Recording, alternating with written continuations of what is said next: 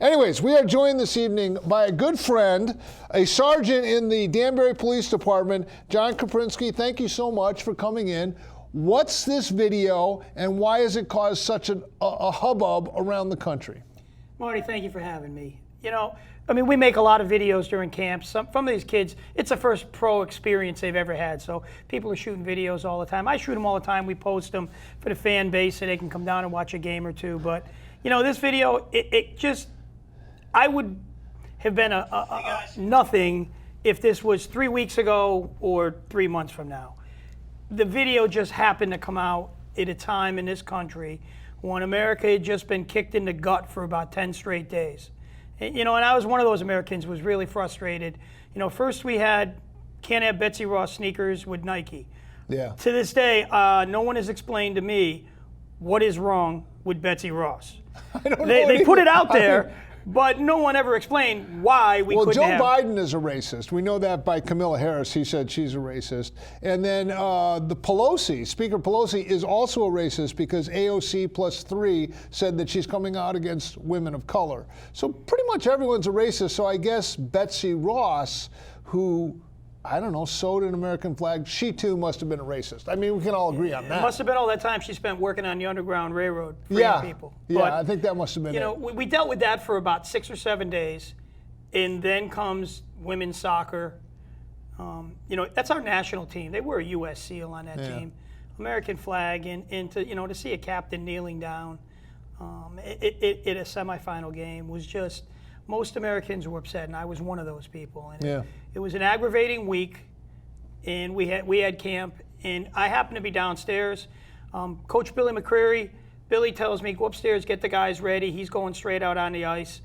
I'm walking up, and the monitors are on down in the arena. You know, we got the 2 TVs going, and there it is. We're watching her again. We're watching the kneel down, and I was kind of livid going up those stairs. And when I walked in, that was still on my mind, and I really had had enough that day. And at that time is when I said, look, this is a coaching problem. Make sure you don't have that problem here, Coach. All right, here we go. And this is the video that has since gone by. How many hits on this? How many? We're over 20 million at this over point. 20 million, Twitter, and it was rebroadcast by none other than Donald Trump. Here we go. Listen up for a second. First day of camp, but something really important. Okay, we're not women's soccer. We're not the NFL. If there's anybody here that's going to be disrespectful to either the American or the Canadian national anthem, grab your gear and get the fuck out now, because you'll never see the ice in this arena. We don't have that problem in hockey. We're better than that, but there was no sense in wasting anybody's time if that shit was going to happen. I don't believe it would happen here. We're the most patriotic sport that they have out there, so just keep that in mind. Thank you. There was a pretty simple statement. It seemed to get a lot of hits. It seemed to resonate. You were on Fox and Friends. You've been on a number of different TV shows, a number of different newspaper articles. But you know why? Because you had the guts to say what millions and millions of people feel. Yeah, I mean, I think that really is it in a nutshell. That statement at that time of that week resonated with people across this country. Marty, since this video has gone out, I've gotten, it looked like a miracle on 34th Street when I went to work, just boxes of email. Is that right? Of hard copy mails, which no one ever sends anymore. Yeah, no one mails them. Facebook messages, emails. And I thought it was important to answer everyone and pick up the phone and call people that did. I think that's important. It's important to me. And some of the people I've called, I talked to a guy the other day for more than 40 minutes. He was a World War II veteran that was crying on the phone, telling me, thank you, thank you, thank you. Somebody finally said it. So, you know, it gave me a good feeling in that respect that people that served our country, someone stood up for them. That wasn't the intent of my speech in the beginning of this. I don't have a problem with where it went, though. Wow. It's interesting because you said standing up and showing respect not just for the American, but also the Canadian national anthem. Correct. You know, you talked about the race card earlier with everything going on, and I was accused of that in the beginning of this, you know, by people that should know a whole lot better than that. It's not about black and white, left or right, Republican or Democrat. All of that stuff is aside. When I talked about it, I talked about both the Canadian and the American national anthem. Yeah. Listen, you're a hockey ref. You're out there before games. You see the anthem. Sometimes people need a little bit of reminder because they forget. If a Canadian national anthem is playing, I don't want the American players to say, okay, we're done reaching over, talking, fidgeting, looking around. Yeah. I expect both players, both teams of any nationality, and we have Canadians, Czech, Swiss. I got Russians coming this year. Yeah. I expect Guys everyone. from the KHL, Czech Republic. I expect everyone when that anthem's playing just to be respectful of the anthem, whatever anthem it is, whatever country it is. Be respectful. Give us 2 minutes. I don't think that's too much for an employer to ask of an employee. Well, it's interesting because in your background as a police officer as well and first responders, you have you talked about in an article I read, talked about flag draped coffins, not just for returning soldiers, but also for firefighters and policemen that put their life on the line as well. That's wrapped up in what is represented in the American flag and the national anthem as well. So you're showing respect for that as well. Correct. Respect for the flag, respect for your anthem.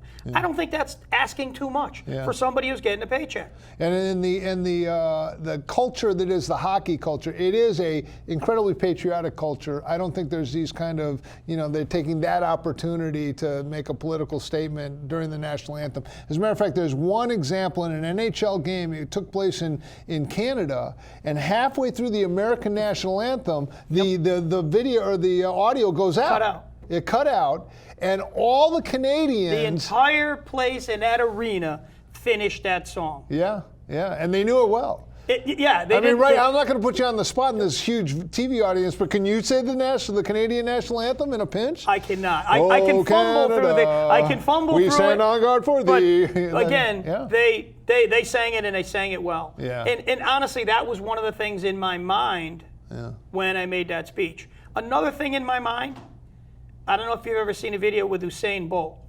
Yeah. He's in the middle of doing an interview with a reporter when the American national anthem plays 2 arenas away.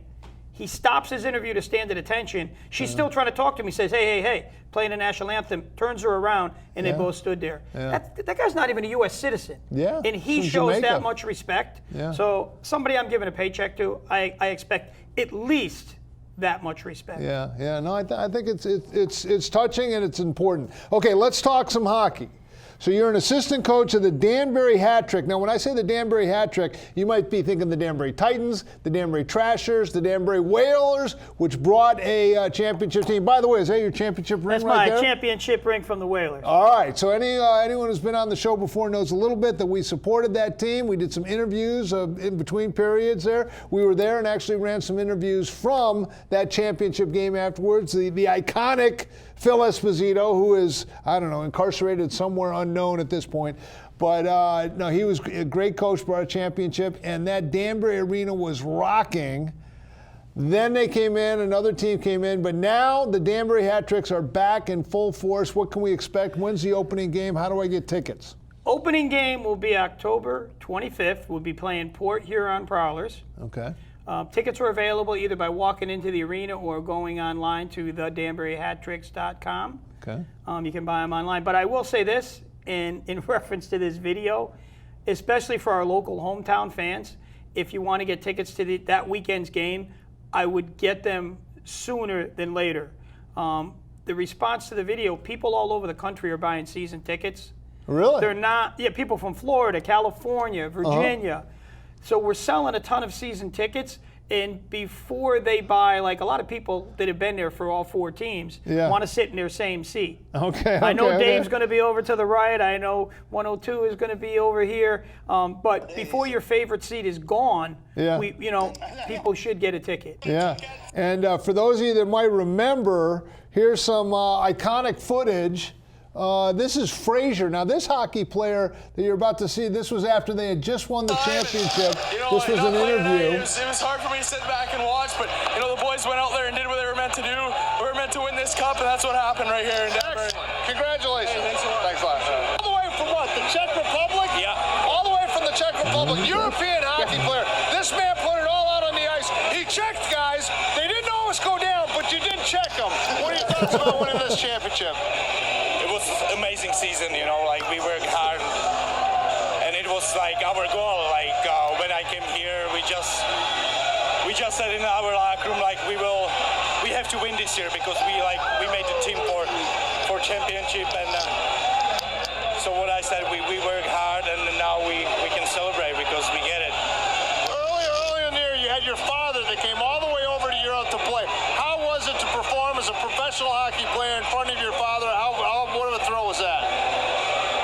Say again, sorry. Was it a thrill to have your father in the stands all the way from the Czech Republic to watch you play hockey? Yeah, it was something special for me, because it was, for my parents, it was a dream to visit the United States, and this year they had opportunity because I play. He's not good yet. He's not good yet. Because I play here, so it was something special for me. See my parents here in States and stands. Well, I'll tell you, great game. It was a joy watching you all season. You're a great hockey player. Thank you. Thank you. Thank you. All right, well, I don't know. It seems like just yesterday. That was 2013. Yeah, it does seem like yesterday. We were young then. It seems like but yesterday. The support for the professional hockey in Danbury is just off the charts. We're pretty lucky, Marty. I think we have some of the greatest fans. I think we do have the greatest fans in minor league sports that you can find anywhere.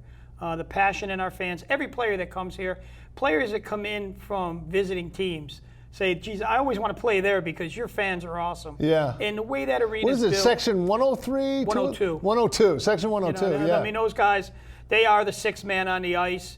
You can see the players of the opposing team all night long turning around, distracted by him. You can see their coach on some games climbing up back, yelling back at him. And if he's yelling at them, he's not out making changes and watching his game. So we love that. Yeah.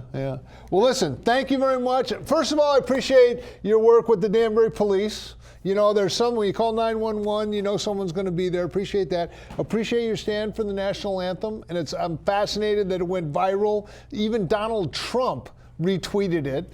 That's got to be something. All we got to do is win this, and we're going to the White House. Yeah. So you win the championship, you guys are going to the White House. We got to win, though. We have to win first. You got to There's win a lot of motivation there. What do they call it? The President's Cup of the Federal Hockey League? The Commissioner's Cup. The Commissioner's Cup. Commissioner's Cup, the Federal Hockey Leagues, Danbury hat tricks. I'm pretty encouraged. I mean, I know a little bit about the ownership. This is a stable ownership. The guy bought the rink. We own the arena and the team. We're not going anywhere. Okay. That team will be there for as long as we want to be there. So they're bringing in a higher caliber of player. Everything that you've known about that arena is ramped up times 10 right now. Yeah. They're spending over $1 million redoing the entire arena. Yeah, no, it looks good. And we're going to follow it. We're going to be there. I want you to bring some players. I want you to bring Herm down, McCreary, this coach, this Scotty Bowman, upstart. I think it's going to be a good year. Our players will be in town in October. I'd love to come back then when they're all here. All right. Well, Marty, thanks a great lot. to see you again. Thank Great you. to see you. Thank you so much for coming in. Really appreciate it.